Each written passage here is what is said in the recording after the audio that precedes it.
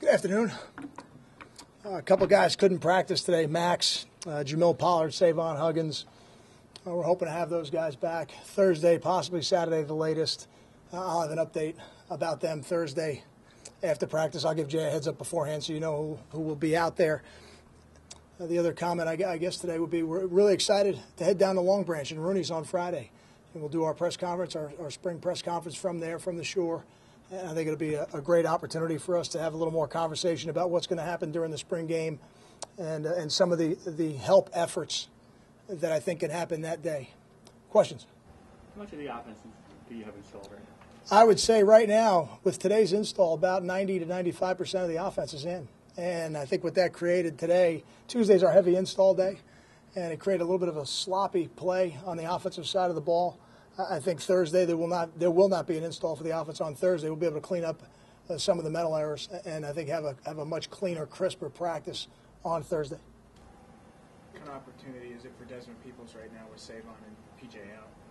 It's a great opportunity for Des, and Des continues to be a guy who's hard to get your hands on. He's slippery. He's got excellent change of direction.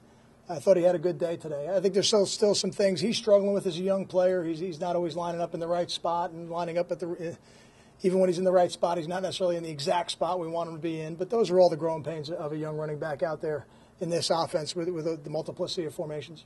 With the depth at running back now, a couple guys being down, is there any thought of moving someone else over there, maybe DeLon Stevenson? No, I don't think so. I think what you saw today is the direction we're going in right now. Michael Burton had an opportunity to carry the ball a little bit today. Dante had an opportunity to carry the ball a little bit today. We've got some more coming in the fall. So, we got to still continue to sort out that secondary. We don't have a lot of proven players there, so I think it's important that DeLon is there competing for a job. Well, Kyle, in talking about the secondary, what about Thomas? Or what have you seen from him so far this spring? Ian is getting a little bit better at learning the details of his position. What we have seen are flashes of a really athletic guy with excellent ball skills, which we knew he was when we recruited him as a receiver. He's got some good natural ability to backpedal, to flip his hips, to run as a defensive back. But I think the finer points of playing that position, he gets a little bit closer every day. But we got a long way to go as well. Kyle, does the defensive line look like the most experienced group on defense when you're out there watching them? I think the defensive line and the linebackers, with Kevin and Jamal out there at linebacker, even with a younger guy in the middle, that front seven, they play like an experienced group, and they should. And Steven's doing a good job, as well as Quanzell working his way in, and LJ Liston. All three of those young linebackers are fitting into their roles and are going to give us some depth as we get into the season. But I would agree with what you said. I think they do. What do you see from the receivers?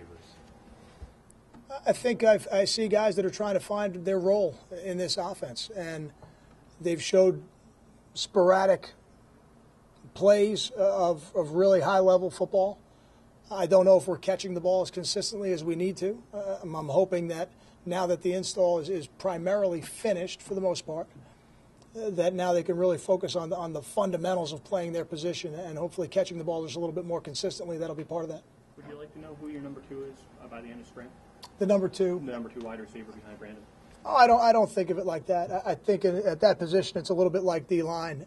We're going to play 6 players probably in the rotation of the game, and certainly Brandon Coleman, with what he's been able to do the last couple of years, will have a significant role in that and will get his opportunities to catch the ball during the game.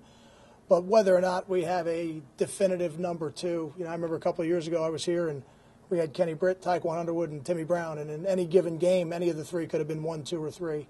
And I'm hoping that's the direction we're moving in here. How do you think Carlton is fair? Agadosi?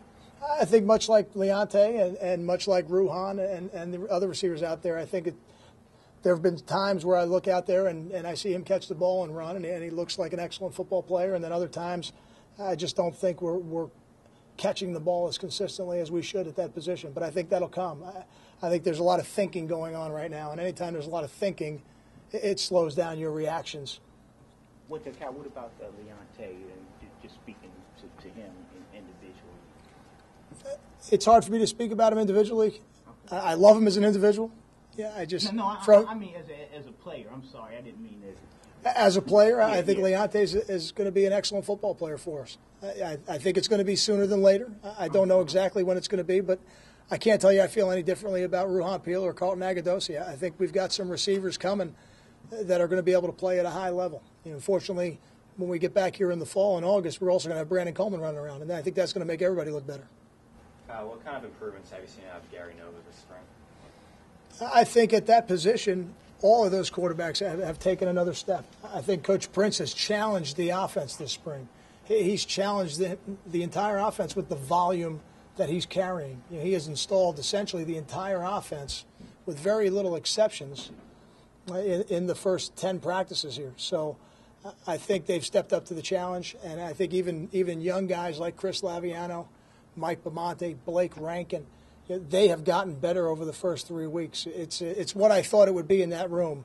From Gary to Chase all the way down to Chris as the youngest guy in that room, an extremely intelligent, extremely competitive room, both mentally and physically. And with the challenges Coach Prince has put in front of them as an offense, they've done a good job of meeting them. Got time for two more?